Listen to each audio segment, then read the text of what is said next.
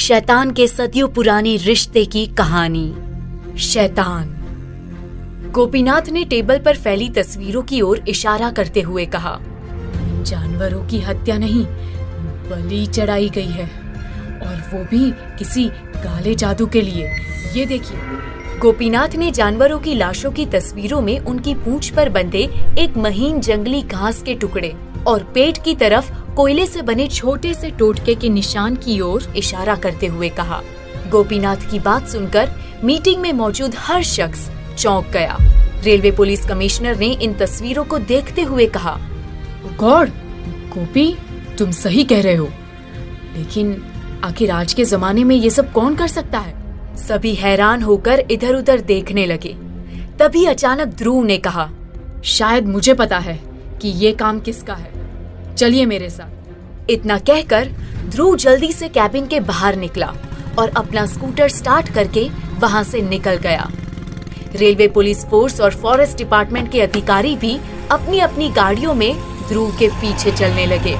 रूपा ने अपनी शक्तियों को 8 भेड़िया राजाओं में बांटकर अष्टपिशाचों से लड़ाई जारी रखी, लेकिन जैसे जैसे पिशाचों के शरीर नष्ट होने लगे, उनकी शक्तियां एक दूसरे में समाहित होने लगी और अंत में सारे पिशाचों ने अपनी शक्तियों को एक में संग्रहित कर दिया। अब रूपा के 8 भेड़िया रूपों के सामने केवल एक पिशाच खड़ा था, लेकिन उस एक पिशाच में सारे अष्ट पिशाचों की शक्तियां समाहित थी। वहीं रूपा पिछले कई घंटों से चल रहे इस युद्ध से थक चुकी थी। उसकी शक्तियां कमजोर होने लगी थी। आखिरकार रूपा के वो 8 भेड़िया रूप थक कर निठाल हो जमीन पर गिर पड़े। उसकी कमजोरी का फायदा उठाकर उस शक्तिशाली पिशाच ने एक एक कर उसके 8 रूपों को अपना शिकार बनाना शुरू कर दिया और देखते ही देखते सारे भेड़ियों को खत्म करने लगा। अब केवल रूपा का एक ही भेड़िया रूप जीवित बचा था, जिसे देखकर वो शक्तिशाली पिशाच खुशी से चिंगाड़ते हुए उसकी तरफ बढ़ने लगा। लेकिन रूपा भी कहाँ हार मानने वाली थी। उसने एक बार फिर अपने आप को संभाला और आसमान की ओर देखकर कुछ प्राचीन मंत्रों का उच्चारण करने लगी। अचानक आसमान में तेज गड़गड़ाहट के साथ विस्फोट हुआ और आसमान में चमकने वाली बिजलियों से रूपा को और शक्ति मिलने लगी, मानो वो बिजलियां रूपा के लिए पावर चार्जर का काम कर रही हो। और देखते ही देखते भेड़िया बनी रूपा का शरीर फिर से शक्तिशाली बनने लगा और उसकी शक्तियां फिर से जागने लगी, जिसे देखकर न केवल एकनाथ बल्कि वो पिशाच भी घबरा गया। वो जान चुका था कि रूपा कोई साधारण जादूगरनी या तांत्रिक नहीं, बल्कि एक शक्तिशाली चुड़ैल थी, जिसने अपनी सैकड़ों सालों की कठिन मेहनत से प्रकृति पर विजय पा ली थी और अब प्रकृति की शक्तियों को वो अपने लिए एक रिचार्ज पावर की तरह इस्तेमाल करना सीख गई थी।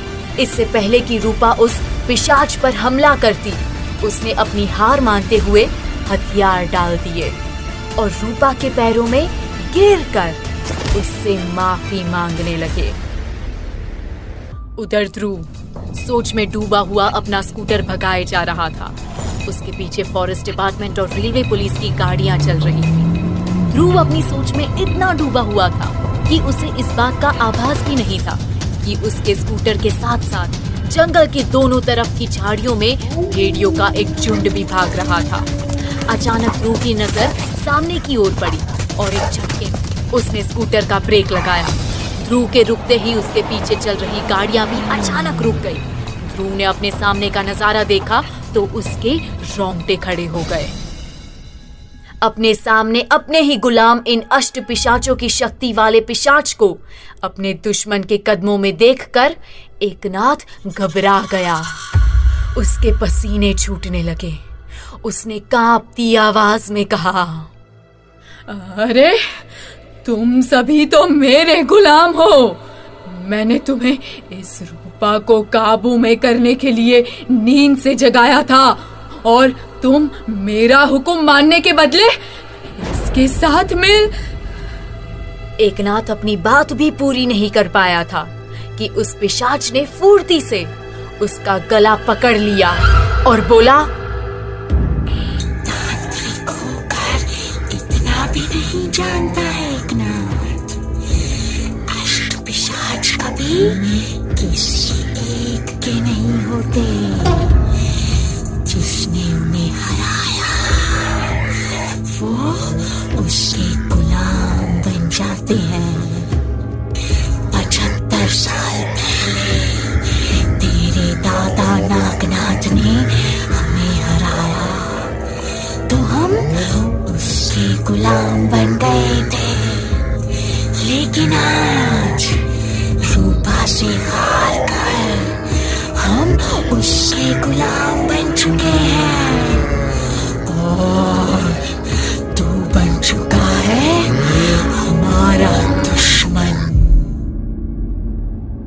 अब तेरा खून हमारी प्यास मिटाएगा। इतना कहकर वो पिशाच एकनाथ की तरफ लपका। एकनाथ का डर के मारे खून सूख गया था। ध्रुव के स्कूटर रुकते ही वन विभाग और रेलवे पुलिस की गाड़ियां भी रुक गई थी। रेलवे पुलिस कमिश्नर ने ध्रुव के करीब आते हुए पूछा, ध्रुव जी, आप हमें कहाँ ले जा रहे थे और अचानक रास्ते में स्कूटर क्यों रोक दिया? तब तक गोपीनाथ भी ध्रुव के पास आ चुका था। उसने ध्रुव की तरफ देखते हुए पूछा, मास्टर जी क्या हुआ? ध्रुव पसीने से लथपथ था। उसने सामने की तरफ इशारा करते हुए कहा, उस तरफ देखिए, ऐसा कैसे हो सकता है? सबने ध्रुव के इशारे की तरफ देखा तो सबके चेहरे पर डर के भाव नजर आ रहे थे। जंगल के रास्ते पर बीचों बीच सैकड़ों कौवे मरे हुए पड़े थे। ऐसा लग रहा था किसी ने एक साथ इन कौवों को कोई जहरीली गैस सुंघा दी हो, क्योंकि किसी भी कौवे के शरीर पर कोई चोट के निशान नजर नहीं आ रहे थे। इन कौवों का किसी ने शिकार नहीं किया है। ऐसा लग रहा है मानो एक साथ ये सारे कौवे आसमान से यहाँ टपक पड़े हो, फॉरेस्ट रेंजर ने कहा। सब सोच रहे थे कि ऐसा कैसे हो सकता है।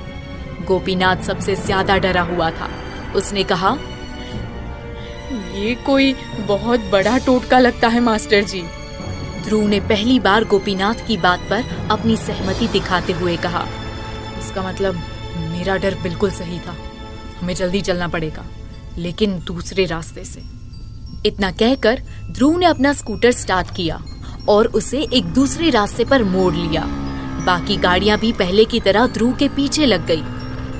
वो पिशाच एकनाथ का गला दबाकर उसका खून पीने ही वाला था कि अचानक रूपा ने उसे रोकते हुए कहा, ठहरो अष्टपिशाच, एकनाथ तुम्हारा नहीं मेरा शिकार है और इसे सजा मैं दूंगी। रूपा ने मंदिर के खंभों के पीछे बेहोश पड़ी एकनाथ की पत्नी मोहिनी की तरफ इशारा करते हुए अष्टपिशाच से कहा, तुम्हारी खून की प्यास तो वो बुझाएगी। रूपा के मोहिनी के तरफ इशारा करते ही एकनाथ की रूह कांप गई और उसके पैरों तले की जमीन सरक गई। वो कुछ कह पाता उससे पहले ही अष्टपिशाच ने झपटे से मोहिनी को गर्दन पकड़कर उठाया और एक ही झटके में उसका सर धड़ से अलग कर दिया। मोहिनी का कटा सर उछलकर भैरव बाबा की मूर्ति के चरणों में जाकर गिरा, जिसे देखकर रूपा हैवानों वाली हंसी हंसते हुए बोली,